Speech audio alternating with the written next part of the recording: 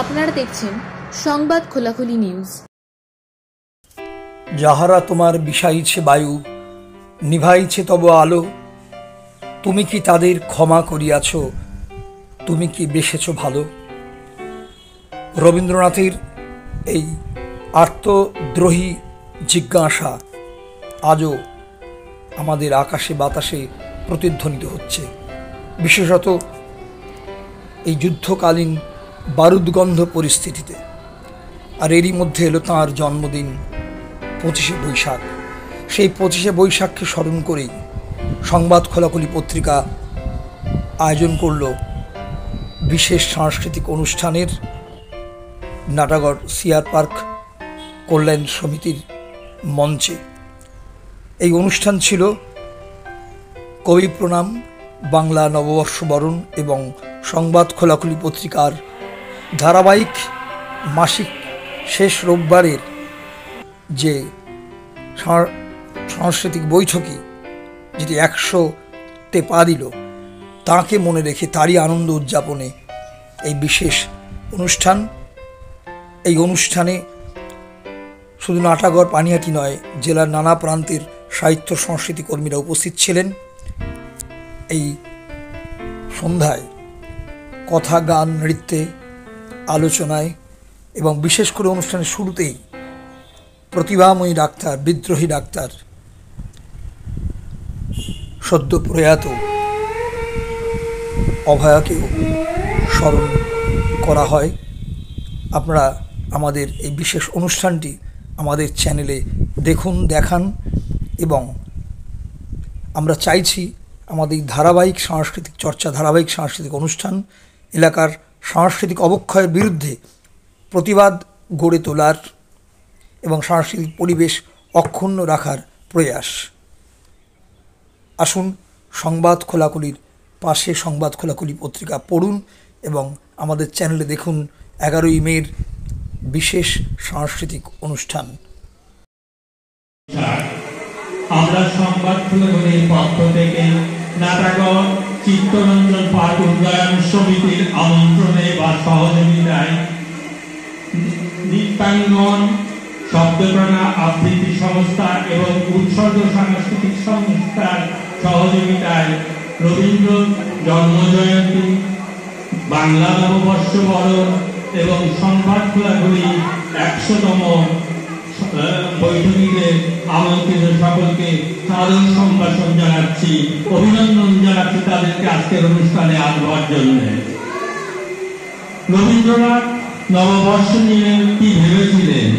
বাংলা নববর্ষ সেই ফসলি স্বর বা হালকাটা থেকে আধুনিক বাংলা সাহিত্যের পরশ ছড়িয়েছিলেন রবীন্দ্রনাথ।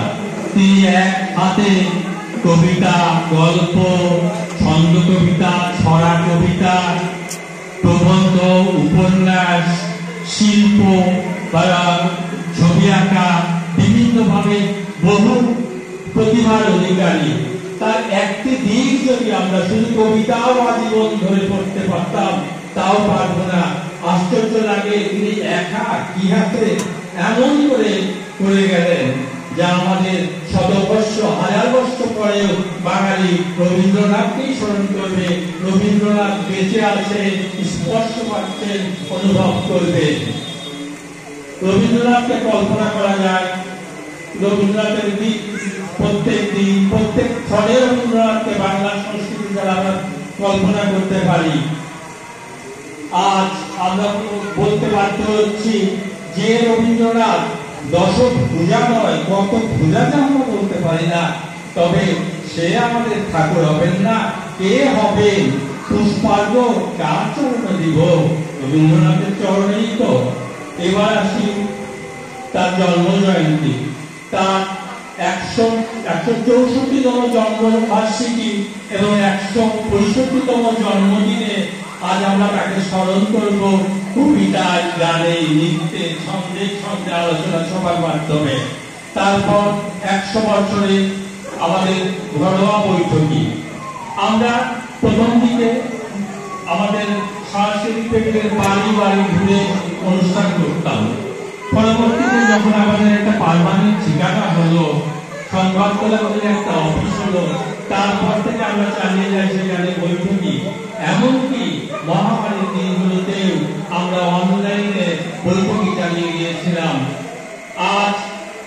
আজ বলবো, এই অঞ্চলে, এই পানিহাটির প্রান্তিক অঞ্চলে সংস্কৃতি সেবীদের একত্রে 100টি বৈঠক করা আশ্চর্য লাগে, কল্পনা করা যায় না। ইতিপূর্বে কেউ করতে পেরেছে কিনা আমার সন্দেহ আছে, কিন্তু সংবাদ কোলাকুলিটা করেছে।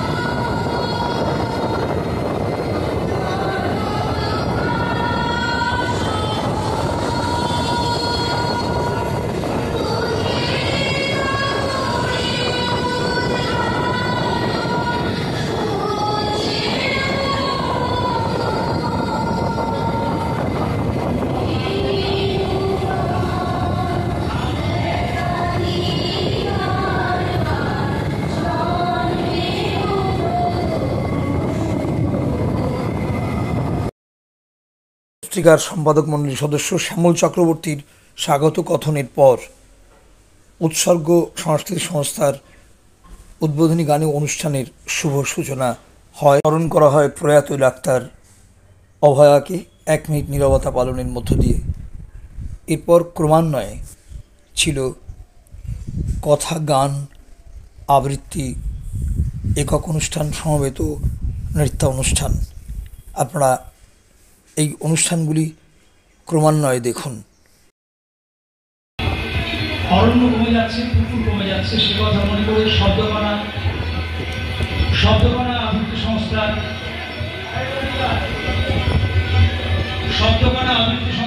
আজকে আবৃত্তি আলেখ্য শুরু হচ্ছে। আবৃত্তি আলেখ্য চাইছে ছড়া সবুজ ভরা।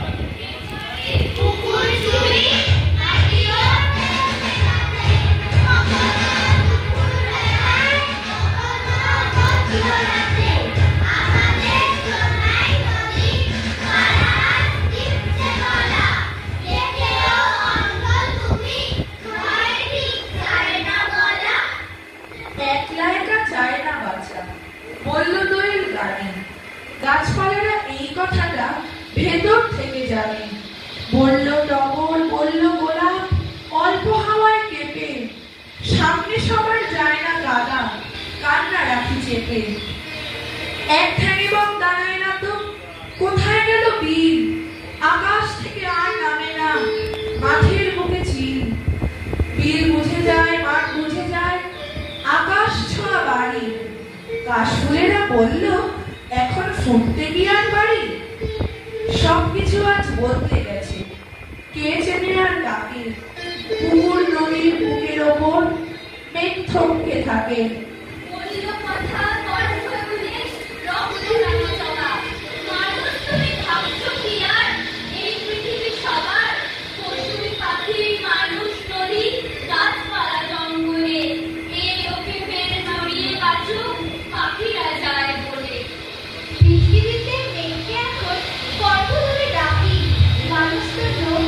আমরা কেমন সবাই চাদর পাখি, মেঘ চলে যায় অনেক দূরে।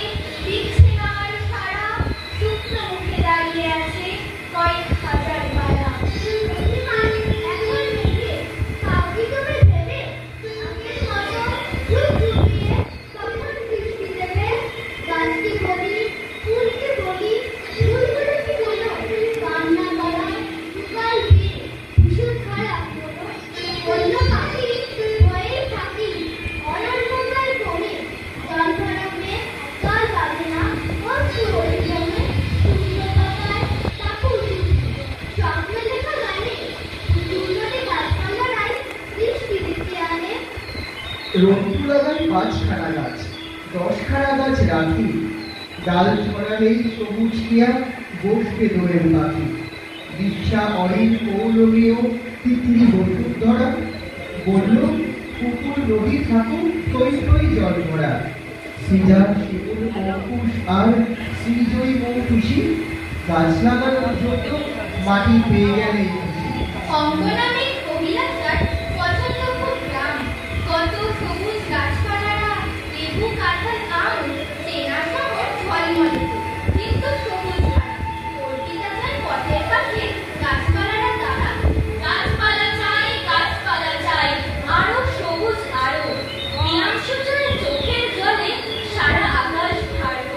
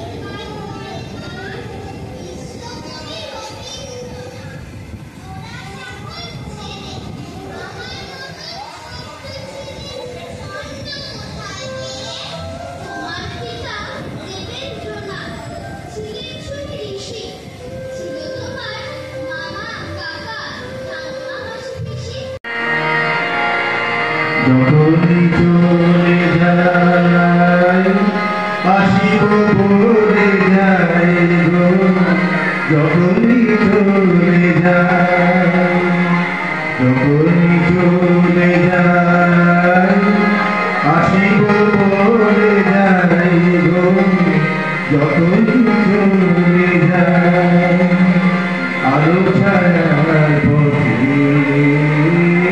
করি গুণা।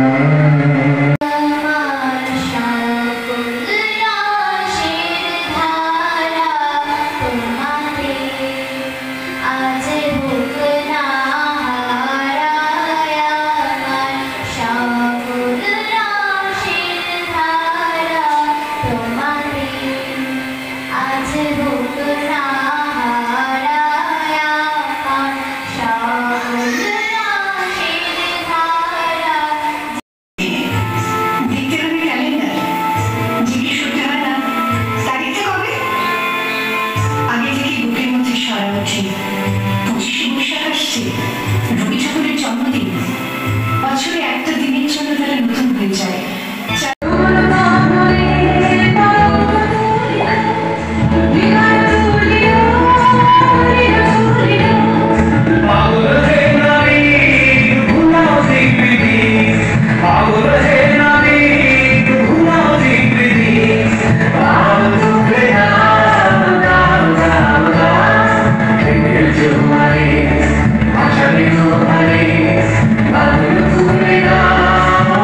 Hare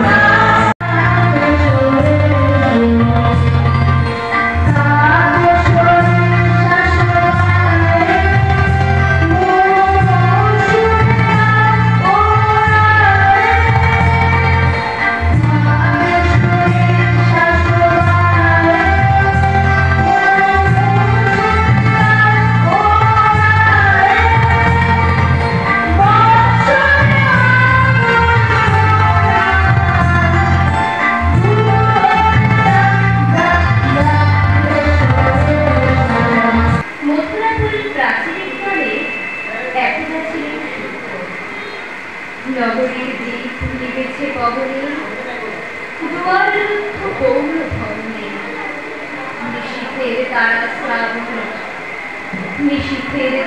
শ্রাবণ গগনে ঘন লিখতে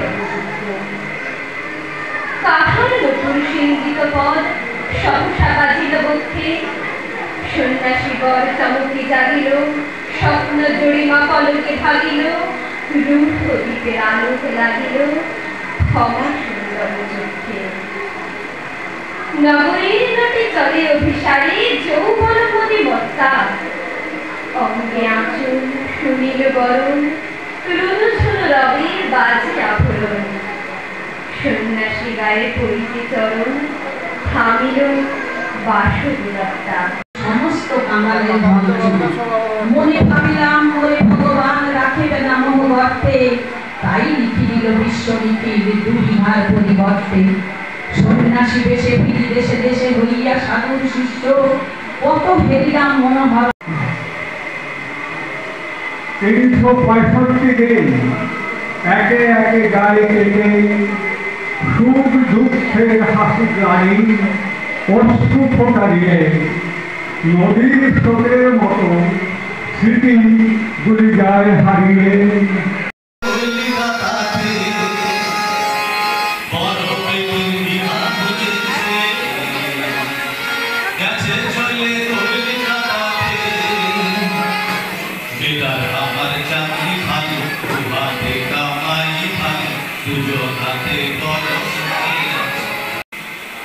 খামবন্দি ডাক টিকিট আটা ডাক বাক্সে ফেলা নয়, এক খোলা চিঠি।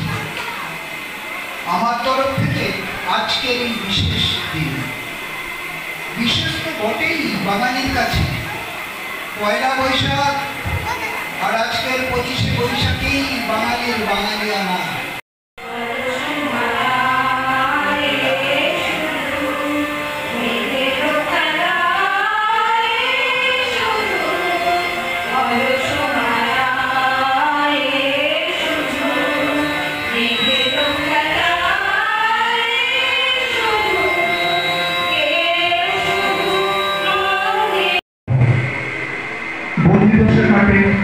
এই জীবন 100 বছরের ইতিহাসে সম্ভবত কোন কবির সৎকণ্ঠ দলবসে 100 ভাগ তাকে আমি চোখে দেখিনি।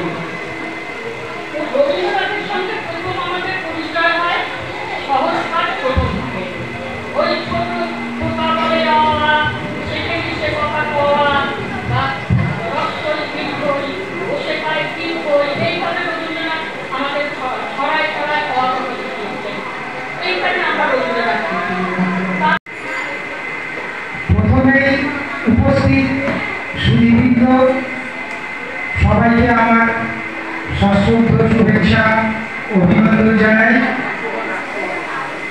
এ বিষয়ে যে বলতে আমি এসেছি সেটাই একটা কারণ, সেটা হচ্ছে সুভাষ যেদিন আমাকে প্রথম বললো যে অসিত তোদের পাড়ায় কি এরকম একটা অনুষ্ঠান করা যাবে। এই যে 100তম বৈঠকি, এর 6 নম্বর কি 7 নম্বর বৈঠকিটা আমার বাড়িতে হয়েছিল। কেন আমি জানি তখন খুবই কম লোকজন ছিল, 30-35 জন হয়তো লোকের সমাগম হয়েছিল।